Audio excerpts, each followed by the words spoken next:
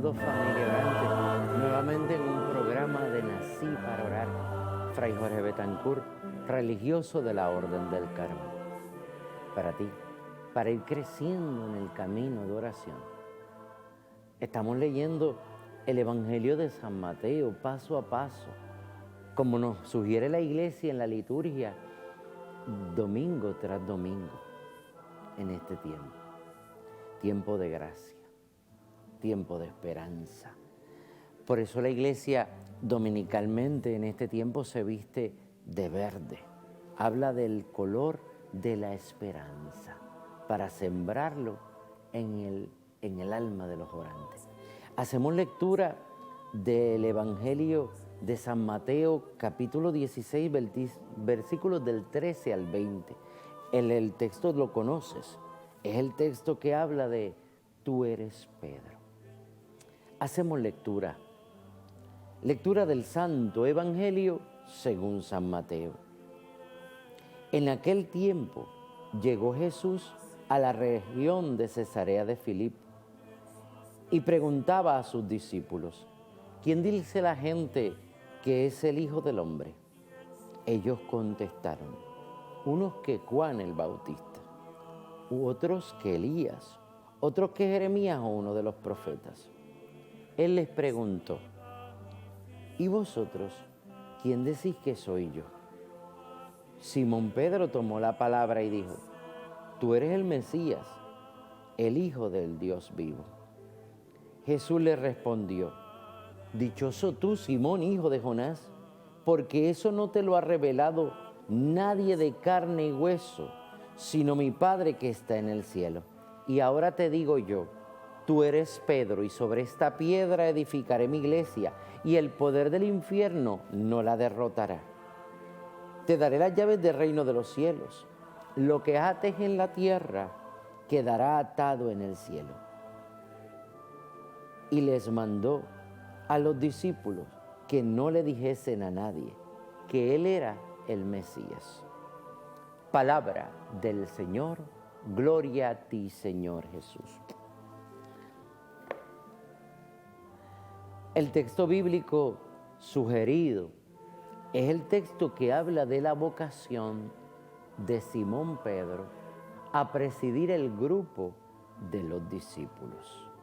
Los apóstoles de Cristo serán presididos por este hombre a quien Jesús llamó de pescador en el lago de Galilea, junto con otros 3 discípulos pescadores, Santiago, Juan y Andrés. Parece que ese era un grupo de pescadores muy cercanos que tenían una tarea muy específica, pescar para el sustento de su familia y posiblemente para el mantenimiento de una comunidad en Galilea. Pedro es llamado de ese grupo de pescadores y Jesús hoy hace una afirmación dentro del Evangelio de San Mateo. Tú eres Pedro y sobre esta piedra edificaré mi iglesia. Ok, la Sagrada Escritura fue escrita en hebreo antiguo, como es el Antiguo Testamento, en griego y tiene algunas palabras sacadas del latín y el arameo. Ok, vamos a hablar claro sobre lo que está diciendo Jesús. Simón, a quien pone el nombre de Pedro, es una palabra, Petrus, que en griego y en latín habla de piedra. Y él la va a utilizar desde este momento para llamar a Simón. Le va a decir piedra. Y desde que él comienza a utilizar ese nombre sustantivo, que también va a ser adjetivo, donde él va a colocar la iglesia. Importante que sepamos que él está hablando de una iglesia visible en la tierra y una iglesia espiritual, dos aspectos eclesiales que tienes que tener presente para comprender la vocación de Simón Pedro, sustantivo y adjetivo.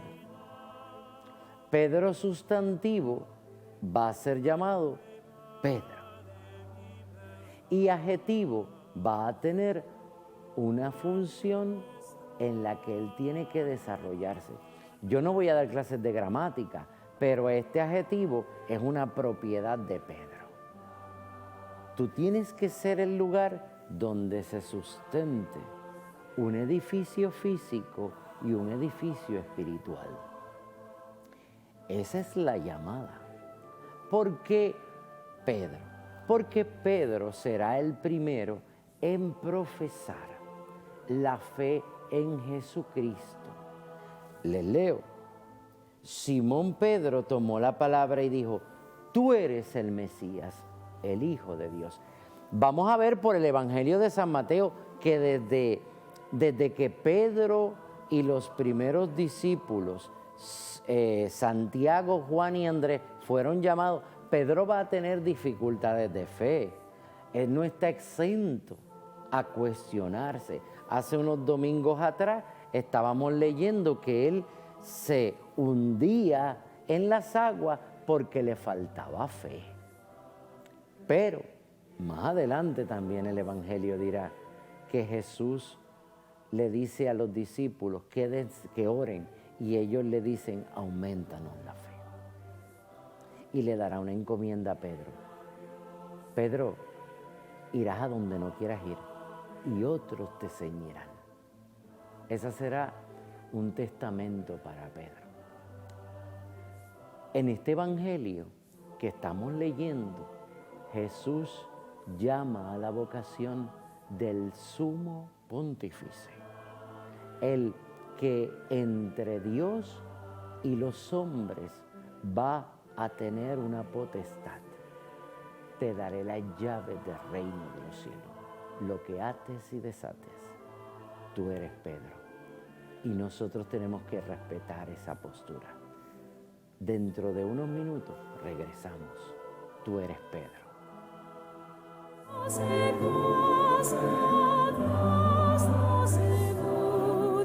Ignorante, este programa está bien interesante. Tú eres Pedro. Tomando como punto de partida el Evangelio de San Mateo, capítulo 16, versículos del 13 al 20. Pedro es llamado por su profesión de fe y se le entrega una autoridad que está en la tierra y que está en los cielos. Y él va a ser el poseedor de una responsabilidad, de una iglesia física y un edificio espiritual. Dos realidades de la iglesia. Cuando uno va a Vaticano, una de las 7 colinas en el Vaticano, porque el Vaticano es más que este espacio que nosotros tenemos visual, las 7 colinas, en una de las colinas del Imperio Romano se construyó un cementerio que fueron llamadas las catacumbas. Y en esas catacumbas de una de las colinas, el Vaticano, donde enterraban a los llamados cristianos, seguidores de ese alegado Mesías. Esa era la acusación que se le daba a esos primeros cristianos cuando eran muertos, mejor dicho, asesinados, y entregaban su vida por Cristo. En una de esas colinas colocaron un cementerio no gentiles, hombres y mujeres que eran judíos, que se habían cambiado a la fe cristiana y profesaban una fe en el Mesías que predicaba Pedro, Pablo, Juan, Santiago y los demás discípulos. Pedro es asesinado Pedro muere crucificado de cabeza. Por eso vemos a veces y tergiversamos una cruz de cabeza en la comunidad cristiana primitiva. No hablaba de nada de ocultismo y anticristo. Una cruz boca abajo hablaba de la forma en que murió Simón Pedro, el que Jesús había puesto para dentro de la comunidad creyente que nacía fuera el cabeza de los discípulos y llevara en ese momento la responsabilidad de llevar las riendas de la comunidad cristiana que posteriormente se llamará iglesia. Muy bien, esta comunidad cristiana tuvieron que ser sacrificados por defender a Cristo y no abandonar su fe. Y fue colocado esos restos, esos hombres que morían, fueron colocados en una catacumba en esa colina llamada Vaticano. Y dentro de los restos que se encontraron de cristianos martirizados por causa de Cristo, porque su muerte fue bien violenta, cruenta. Le puedo mencionar, por ejemplo, una águeda, una perpetua, mujeres vírgenes que murieron con sus cuerpos fueron mutilados. Águeda por no profesar al César y abandonar un compromiso con un gentil del Imperio Romano, le arrancaron sus senos, entonces muere desangrada a la vista de todos. Pues entonces este tipo de cristianos primitivos, los primeros cristianos, vieron el lugar donde se depositaban sus restos allí. Y allí entre esos restos apareció un cuerpo, unos restos atribuidos al apóstol Pedro. Y sobre esos restos, sobre esas catacumbas, donde encontraron el resto del apóstol Simón Pedro, se empezó a levantar un edificio que alcanzó en nuestros tiempos una majestuosidad y a quien nosotros llamamos la Basílica de San Pedro en Roma, que por razones históricas se convirtió en una ciudad-estado causa de la guerra y causa del deterioro de los gobiernos, especialmente el Sacro Imperio Romano. Esos son roces históricos, roces con la historia. Lo que sí dice el Evangelio, y el Evangelio es palabra de Dios, dice que te daré las llaves del reino de los cielos. Lo que ates en la tierra quedará atado en el cielo. Lo que desates en la tierra quedará desatado en el cielo.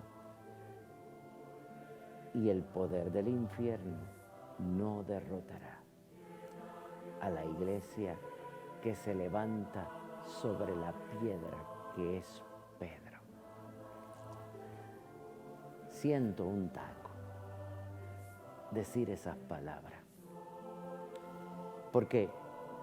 Porque estamos hablando de la iglesia a la que nosotros pertenecemos, levantada sobre los restos de un hombre, y un edificio físico que ha alcanzado a través de la historia una belleza monumental, que mucha gente nos critica como iglesia, pero déjenme decirle, ese patrimonio no es patrimonio de la iglesia tan solo, eso es patrimonio de la ciudad de Roma, un gobierno civil y de toda la humanidad como un patrimonio histórico.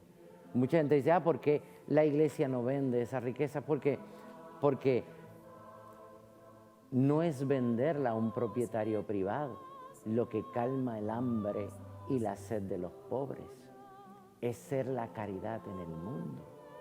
Eso es lo que el emblema de la Iglesia Universal, Iglesia Católica. Eso es un edificio que no tiene mayor valor. A través de la historia ha sido bombardeado, ha sido destruido y vuelto a levantar. Pero hay un edificio más grande, un edificio que alcanza las nubes, un edificio con piedras vivas que no mueren. Y ese es el edificio que se levanta sobre el espíritu del profeta, de Pedro. Nos vemos pronto, después de estos comerciales.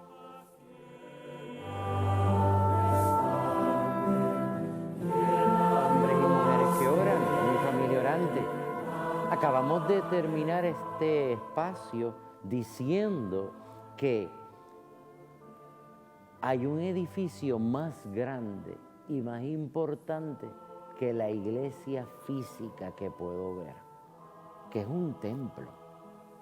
Hablo ahora de un edificio espiritual, formada de piedras vivas. Asimismo habla la palabra de Dios, somos piedras vivas de un templo.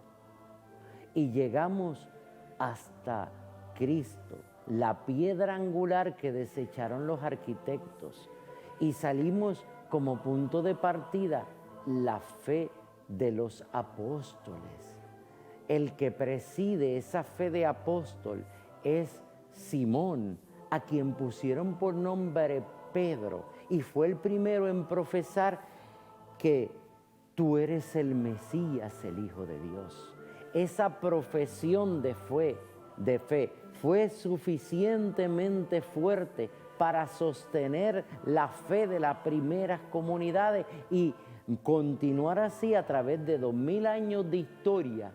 Una fe, la fe de la iglesia. Y tú y yo somos producto de esa fe. Dejemos atrás la imagen física y vamos a hablar de la imagen espiritual de la iglesia. En el sacramento del bautismo, el momento de la unción, dicen que somos marcados para Cristo y somos sacerdotes, profetas y reyes del reino de los cielos. Pero también en ese momento se nos hace partícipe del cuerpo místico de Cristo. San Pablo tomará esa imagen en la carta a los Corintios y en la carta a los Romanos. Entonces, ese cuerpo místico ensamblado por piedras vivas de un templo.